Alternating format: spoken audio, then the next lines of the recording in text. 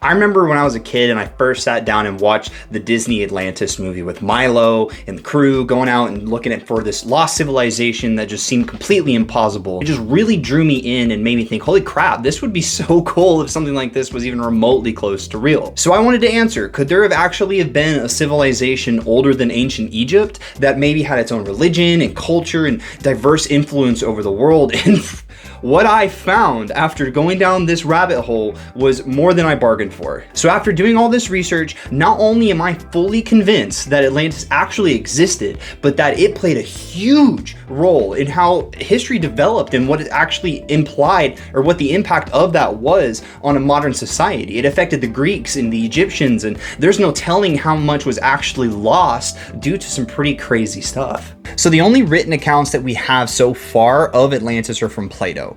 Plato, if you don't know, is a philosopher, and he did a lot of writing and talked about a lot of things, but for the sake of Atlantis, he wrote two works called the Timaeus and the Critias, where he's having a dialogue with him and some buddies and his mentor Socrates, and he's explaining about a story that he heard from his great-great-great-grandfather about him hearing it from Egyptians. Now, I recommend that you actually go and pick these books up. They're not hard to read, there's a lot going on in them, but in terms of size, they're actually pretty manageable, and the topics that they talk about with Atlantis are baffling to me. Like, he doesn't just recollect like some little story he heard. Plato goes as far as to like give actual measurements of where Atlantis is, how to find it, how to get there, the culture they had going on, the gods that they believed in, what else was going on, and more importantly, he hints at the destruction and downfall that Atlantis went through. All right, so outside of just what Plato had to tell us in the Timaeus and the Critias, there was a lot that I wanted to look into revolving the science, because that's just one man's account. We got to prove this. We got to look it up and see if there's actually some geological evidence that this could have existed.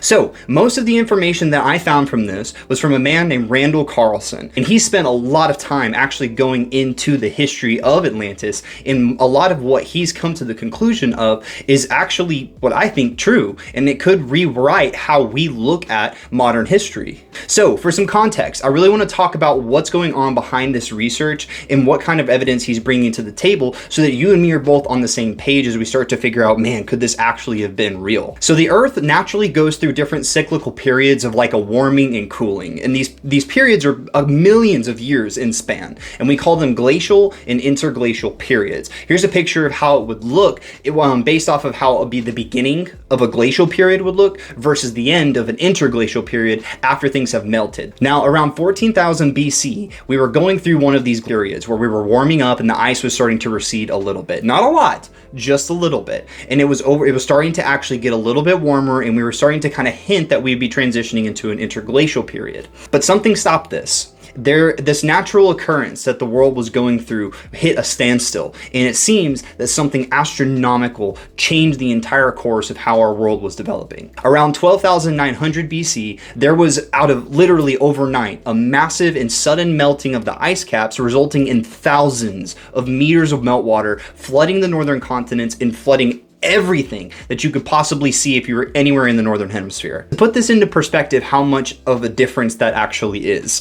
The Statue of Liberty is 93 meters tall. So if you were standing at the base of the Statue of Liberty and you went up 1,000 meters past, so 93 meters compared to 1,000 meters tall of water flooding in seemingly out of nowhere, try and imagine how much of a difference that would affect the world. It's freaking crazy. And the idea is that what caused this was a cosmic impact that hit part of the land in North America and Canada, and maybe even in Greenland, causing an unbelievable amount of flooding, killing pretty much any of the mega mammals like the mammoths and stuff that were still running around and dominating the area. And then they threw an unimaginable amount of dust that the comet had thrown up when it hit into the air. And one of the things that's happened because of this is this dust causes a darkness sheet to go into the atmosphere. And you see this with like modern day volcanoes. Literally, it will cover the atmosphere and cause cooling because sunlight can't get through the dust in the atmosphere to actually warm the earth. And it actually resulted in us going back into a glacial freezing period, even though the earth was cyclically moving into an interglacial period of warming. What the fuck?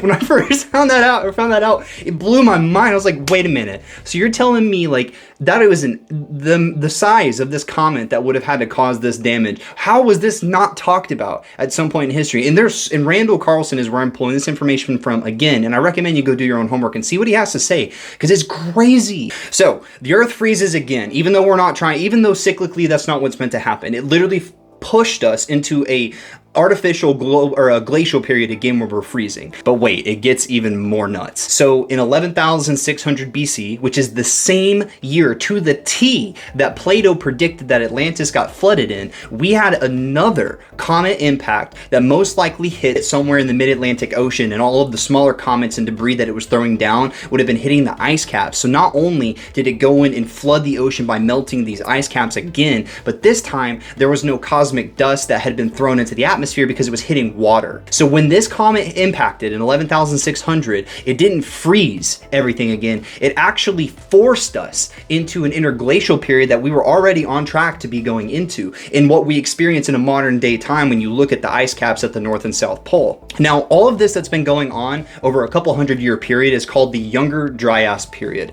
And I actually have a picture that shows you how much of an impact just a couple 100 years had over the course of all of human civilization and history as we know it. So when you stop and you compare what we just covered with all of the writings of Plato and the possibility of these comet impacts flooding the Earth, your mind is literally going to melt out of your ears when you start to actually look at the geography. So I'm going to go ahead and pull that up and show you exactly what would have been going on during this period and where Atlantis might actually be if you go and look at it from a map standpoint. So for the sake of this, we're literally going to follow how Plato described that we should go if we were trying to travel to Atlantis from his time period, and we're going to compare that to what it looks like if you look at what would have been going on with the comet impacts. So if you go over here, you can see here that there's Greenland and then there's Iceland. And then along this white line is called the Mid-Atlantic Ridge. It's one of the largest, I actually think it is the largest mountain range on the planet. This Mid-Atlantic Ridge runs all the way down through here, and it crosses by a couple of islands called the Azores Islands. I'm not sure if I'm pronouncing that right, but I don't really care. To the right of that, what you'll find is the Strait of Gibraltar. This is the exact Strait of Gibraltar that Plato was describing in the Timaeus and in the Critias. And if I zoom out a little bit, what you'll see is if we go down the line, this is roughly 3,500 to 3,700 miles or around there. We'll actually make our way over to where Egypt is, at least modern Egypt. And then if we go up a little bit further, you can see here that there's Greece and the Mediterranean Sea. So this is where Plato and everyone was talking about their experiences. So when Solon went and actually met with the Egyptian priest, he would have been doing so in this area, and Plato would have been telling this story over here in Greece or in Athens. Now at the time, a lot of these people believed that this was the sea, but Plato actually describes in it that this was not the real sea. And when he refers to Atlantis and where it existed, he refers to it as existing in the real sea. And if you go past, like he said, the Strait of Gibraltar west outside of this, you'll see here that we go into the mid-Atlantic Ocean. Imagine standing, let's just go ahead and pull it up. Let's go and see what that looks like. So let's say we were standing over here, right on the corner of this peninsula. So we're here, we're standing literally on the edge of this peninsula. So past that lighthouse and all these cars, this is the Mediterranean. So going that way is the Strait of Gibraltar. And if we zoom in, you can see that that's still a distance that the Earth's curvature makes it impossible to even see any other land. If we go back over here, this is the mid-Atlantic Ocean. Imagine not having GPS or anything like that and saying, oh yeah, just go west south there and you'll end up finding these islands and there's a civilization. That's basically what Plato was doing. But if we zoom out and we actually go and do what he said to do, which I've been baffled. I don't understand how someone was able to even remotely conceptualize something like this, let alone map it. What you'll find is little islands that he described. And each one of these points were islands at one point that had been flooded over time through sea levels rising. But you can see here that there's different islands over here like Santa Cruz and then whatever you pronounce that. But if we keep going even further west, I'm going to make it true north so you can see. If we keep going even further west, what you'll see is we end up hitting the Azores Islands. And you can see here that these are a lot larger land masses than these tiny little islands that we would have hit along the way. And Plato describes this, that you have to island hop to actually get to what would have been Atlantis. And we keep looking and we keep looking, and you can see here that there's a ton of these islands popping up, as well as other areas of terrain that are below sea level that weren't always like that. So this is where things really start to kick up and it gets absolutely unreal. So if I zoom out and I follow the mid-Atlantic ridge line all the way up to Iceland, which is actually a thing called a hinge zone, which I'll talk about in a minute. It's sitting on the mid-Atlantic ridge. What you'll find is that right west of Iceland is Greenland. And then if we keep going north and then northwest, you'll see here that this is the North Pole. Now, this area used to be entirely covered in ice, especially when we were going through this glacial period. And what you'll see is that there was this giant landmass that was covered with ice. And if we look here on this on the globe, actually, you'll see here at a modern level that this is completely gone. And here's an actual the UV of it before and the UV after. And then compared to the actual map I'm looking at right now, you can even see it in more detail, how much ice actually was lost. And then right here, you can see in the ocean, the different depths shows different hues of blue. So you can see that there's still the remnants of this mass that was once there. The theory is that at 12,900, the comet impact actually hit somewhere in this range, somewhere in this respective area. And there's a couple theories on where it is, but I'm not going to talk about that yet. That'll be for another video about comets and all this other stuff. Nuts. But that would have melted everything. It would have killed anything that was in this range and put dust in the atmosphere that would have covered everything in complete darkness, not counting the fact that there was the other impact at 11,600 BC. Now, this impact would have hit differently. This impact didn't hit land. The second impact would have hit somewhere probably south of Greenland, and I imagine, and this is, no one knows, it's theoretical, we'd have to find the crater and actually be able to see it for ourselves. There's pretty good evidence that it hit very close to Greenland, south of Greenland and Iceland, and what happened is that it crushed the Earth's crust down here in the ocean, and it would have caused a thing called a hinge zone, which is where you were basically on the line of two tectonic plates colliding. These hinge zones, they would have been raised or lowered almost a half mile. And you can see here, Iceland is actually sitting on a hinge zone. It's literally right along the line of the mid-Atlantic. And if something like that were to happen again, it would have literally been raised up or down a half a mile. And if we keep going down, you'll actually see here by the Azores Islands, which is where I do think that Atlantis is, and where Randall Carlson theoretically believes that it is as well, is that this line right here, it literally runs through the mid-Atlantic, and that Atlantis was actually a landmass here by the Azores Islands. And that not only did the water that flooded in from ice caps being melted on that second impact, but the earthquake and the shift that the tectonic plates would have went through because of that impact would have also contributed to Atlantis, literally, as they describe in history, sinking down into the ocean. It's absolutely nuts. I did not expect to end up looking into any of this like at this level. And the more I look, the crazier it gets, because Plato's recount of Atlantis was actually experiencing that the Atlanteans experienced massive earthquakes that completely shattered their city, and it flooded in seawater, and they literally sunk into the ocean, which, if you look at it from what would have actually happened if a comet impact had landed right here, that actually would have occurred. It would have literally sunk almost a mile outside of the water rising. If this is true, that this all was transpired in the way that it happened, then there's a lot more going on here than just the concerns that Atlantis was real. One of the biggest issues that I've seen, especially having done this now, is that this wasn't something that ever got talked about. Like, when we refer to Atlantis, it was a mythological thing, let alone a culture that could have potentially had colonies along the coastlines of some of the most influential ancient civilizations that dictated our cultures.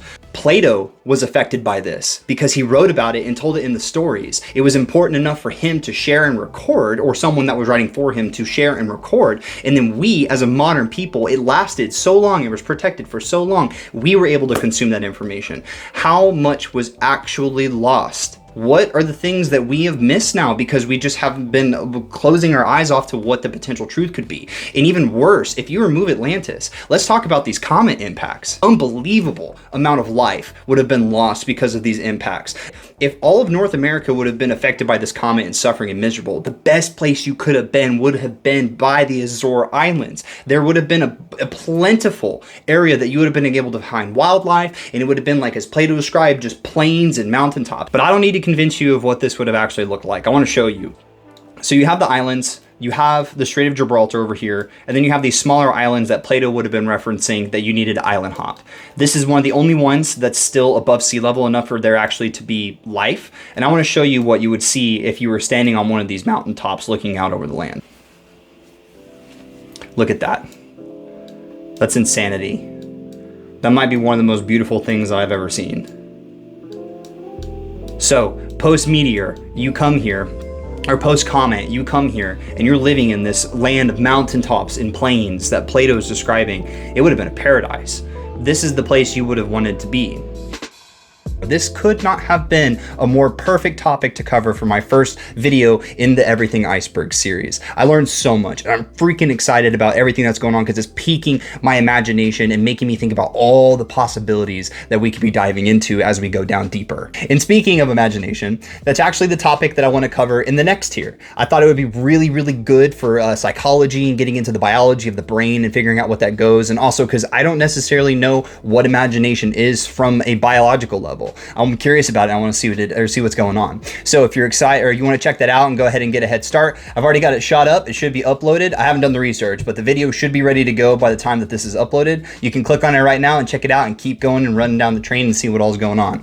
Other than that, you're awesome. I'm really enjoying this series and I appreciate your support. So please, if you would, like and subscribe and leave a comment down below and let me know what you think I should cover in some of these other tiers. I really want this to be a community-driven project over time, so your comment does matter. It's not just for the algorithm. It really does help me get some good ideas and some input into what I could be adding into this thing as we start to dive deeper. You're awesome. I'm really happy that I started to do this and I'm excited to see what comes out of it. Master of your fate, and I will see you in the next lesson.